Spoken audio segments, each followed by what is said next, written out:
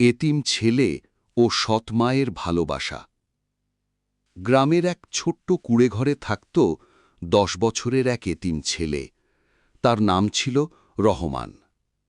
খুব ছোটবেলায় সে তার মাকে হারায়।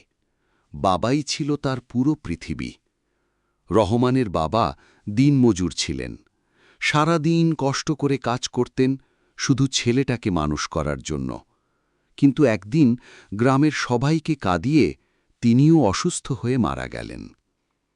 সেদিন থেকে রহমান পুরোপুরি একা হয়ে গেল।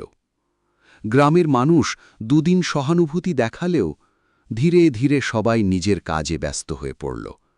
কেউ আর এতিম ছেলেটার খোঁজ নিল না।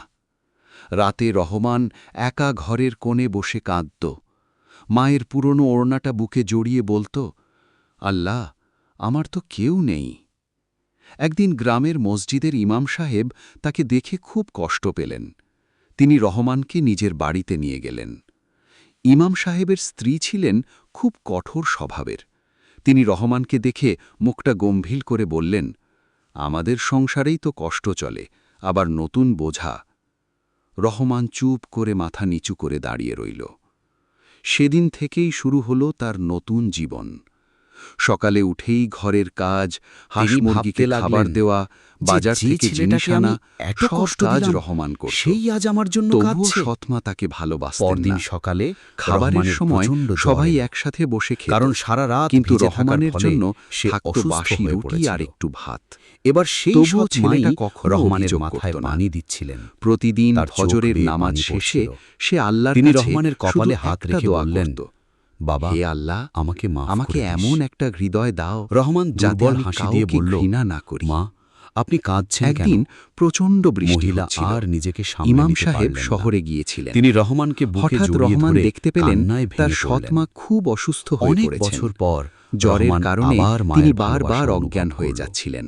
সেদিন থেকে চারদিকে পুরো ঝড় সংসার বদলে বৃষ্টি, গেল। কেউ বাইরে সৎ মা বেরোচ্ছিল আর না। কখনো তাকে রহমান আলাদা দৌড়ে চোখে গ্রামের দেখেননি। ডাক্তারকে আনতে গেল। নিজের সন্তানের থেকেও পথ বেশি ছিল কাদায় ভালোবাসতেন। ভরা। অনেকবার রহমানও পড়ে গেল তাকে সে। নিজের তার আসল পা মা কেটে হিসেবেই রক্ত মানত। বের হচ্ছিল। একদিন তবুও রাতে সে থামল না। রহমান তার মাকে জিজ্ঞেস ডাক্তারকে করল, নিয়ে যখন সে মা, বাড়ি ফিরল, তুমি আমাকে এত তখন সে ভালোবাসো পুরো কেন? ভিজে কাঁপছিল। মা চোখের পানি ডাক্তার মুছে চিকিৎসা বললেন, শুরু করলেন।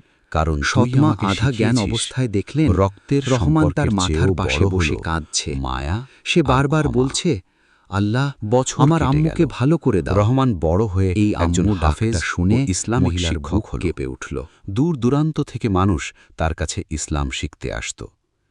এক ওয়াজে রহমান বলছিল, মানুষের সাথে এমন আচরণ করো যেন আল্লাহ তোমার সাথে রহমতের